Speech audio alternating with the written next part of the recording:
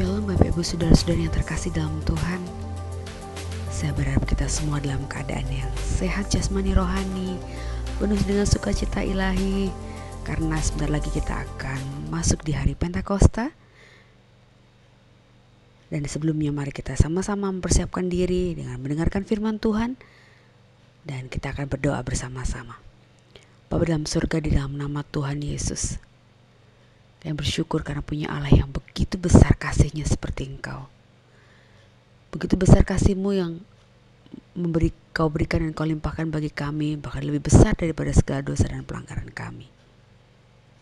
Tolong kami Allah Roh Kudus, agar kami lebih mengasihi Engkau, lebih dengar-dengaran kepada firman-Mu, dan lebih taat untuk melakukan firman-Mu. Rabi hamba-Mu akan menyampaikan firman Tuhan, Rabi setiap kami akan mendengar. Biar Roh Kudus memberikan kami rema atas setiap firman yang akan kami dengar. Dalam nama Tuhan Yesus kami sudah berdoa dan mengucap syukur. Haleluya. Amin. Firman Tuhan hari ini diambil dari Yohanes 14 ayat 15 sampai 16.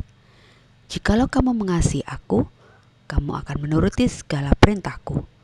Aku akan minta kepada Bapa dan Ia akan memberikan kepadamu seorang penolong yang lain, supaya Ia menyertai kamu selama-lamanya. Kita pasti tahu bahwa sebagai orang Kristen, kita memiliki hukum yang terutama dan yang pertama, yaitu mengasihi Allah dengan segenap keberadaan kita. Seperti yang tertulis di dalam Matius 22 ayat 37. Namun mungkin kita tidak tahu bagaimana cara mengasihi Tuhan yang tepat. Tuhan Yesus memberikan penjelasan tentang apa arti mengasihi Tuhan, yaitu menuruti segala perintah Tuhan atau patuh kepada Tuhan, taat penuh kepada Tuhan. Dengan jalan demikian, maka Tuhan Yesus memohon kepada Bapa untuk memberikan kepada kita roh penolong, roh kebenaran, untuk memampukan kita menaati perintah Bapa. Suatu kali, ada seorang raja akan mengunjungi dan menyatakan bahwa raja ini ingin tinggal di salah satu rumah penduduk. Tentu saja si penduduk ini berupaya mempersiapkan diri untuk menerima sang raja di kediamannya. Tapi sekeras apapun usahanya, belum tentu yang dia persiapkan ini tepat seperti apa yang raja suka atau raja kehendaki. Untuk itu agar tidak salah, sang raja mengirimkan utusannya untuk datang ke rumah penduduk ini dan menolongnya mempersiapkan diri untuk menyambut dan menerima raja di rumahnya. Ketika pemilik rumah menaati dan mengikuti semua petunjuk utusan tersebut, maka benarlah apa yang dia persiapkan, karena ketika raja datang, raja menyukai apa yang dipersiapkan oleh penduduk ini. Demikian halnya dengan kita. Roh Kudus adalah roh Allah yang senantiasa menolong dan memampukan kita untuk mengerti dan memahami apa kehendak Tuhan dalam kehidupan setiap kita. Roh Kudus adalah roh Allah yang tidak pernah memaksa, namun selalu bekerja sama dengan orang percaya. Tuhan selalu akan menolong kita asal kita taat kepada firman-Nya. Jika kita mau berkomitmen untuk taat, maka Tuhan akan memberikan kita kesanggupan dan kemampuan. Karena pada dasarnya tidak seorang pun yang sanggup dan memiliki kemampuan selain Tuhan yang memberikan kekuatan, kesanggupan, dan kemampuan untuk orang yang taat mau melakukan firman Tuhan. Di dalam 2 Korintus 3 ayat 5 dikatakan seperti ini firman Tuhan. Dengan diri kami sendiri kami tidak sanggup untuk memperhitungkan sesuatu seolah-olah pekerjaan kami sendiri. Tidak, kesanggupan kami adalah pekerjaan Allah. Firman Tuhan menegaskan bahwa kesanggupan kita adalah pekerjaan Allah. Artinya, jika kita memiliki komitmen untuk melakukan firman Tuhan, maka Roh Kudus akan memberikan kita kemampuan dan kesanggupan. Tidak hanya secara rohani, tapi bahkan juga Roh Kudus sanggup menolong kita, sehingga kita mampu mempersiapkan diri kita secara jasmani dari segala aspek untuk dapat melakukan firman Tuhan.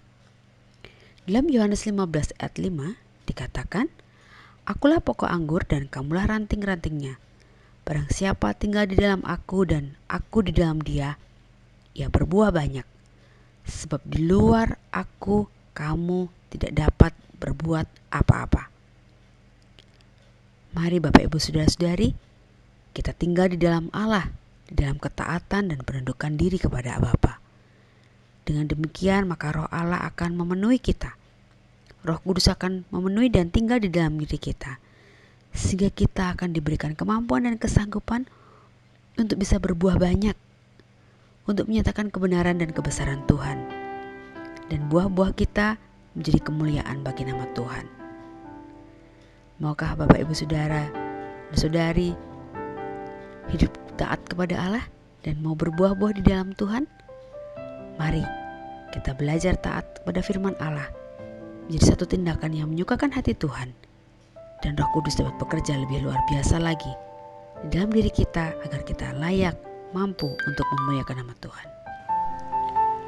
Bapa dalam surga, dalam nama Tuhan Yesus, kami rindu Bapa, kami dapat menggenapi firman-Mu untuk mengasihi Engkau melalui tindakan kami, melalui ketaatan kami pada setiap perintah yang Tuhan berikan kepada kami.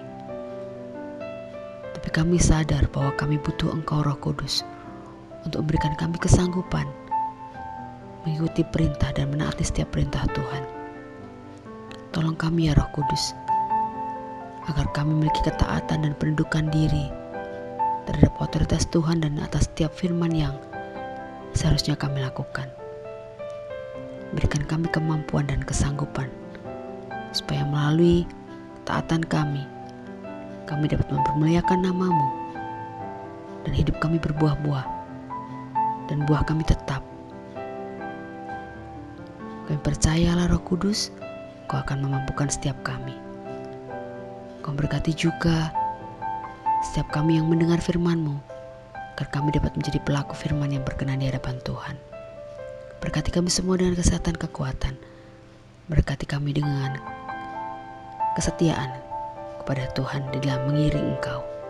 Terima kasih Bapa, terima kasih Tuhan Yesus, terima kasih Roh Kudus. Dalam nama Tuhan Yesus Kristus kami sudah berdoa dan mengucap syukur. Haleluya, amin. Puji Tuhan, Bapak Ibu Saudara-saudari, mari terus ada di dalam Tuhan, bertekun di dalam doa, menanti hari Pentakosta. Tuhan Yesus memberkati.